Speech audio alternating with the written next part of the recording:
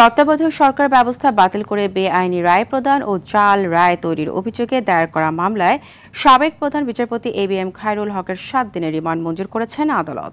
সকালে ঢাকার অতিরিক্ত মেট্রোপলিটন ম্যাজিস্ট্রেট মোহাম্মদ সানাউল্লাহর আদালত এ আদেশ দেন। এর আগে মামলার তদন্তকারী কর্মকর্তা মোহাম্মদ খালেক মিয়া তাকে জিজ্ঞাসাবাদের জন্য ১০ দিনের রিমান্ড আবেদন করেন। ২০২৪ সালের ২৭ আগস্ট সুপ্রিম কোর্টের আইনজীবী আব্দুল মান্নান খান শাহবাগ থানায় এই মামলা দায়ের করেন।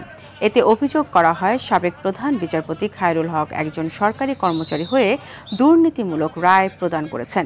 একই সাথে বিচারিক নথি জালিয়াতি করে ১০ম ও ১১তম জাতীয় সংসদের নির্বাচনে তত্ত্বাবধায়ক সরকার ব্যবস্থা বাতিলের ওই রায় প্রদান করেছিলেন তিনি।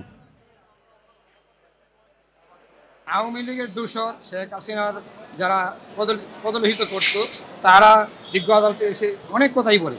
তারা বলে এটার সাথে জড়িত ছিলাম না, আমি এটা করি নাই, ওইটা করি নাই, অসুস্থ হয়ে যায়, অনেক সময় কারাবাচরণও করে। এটা আমরা মাথায় নেই না।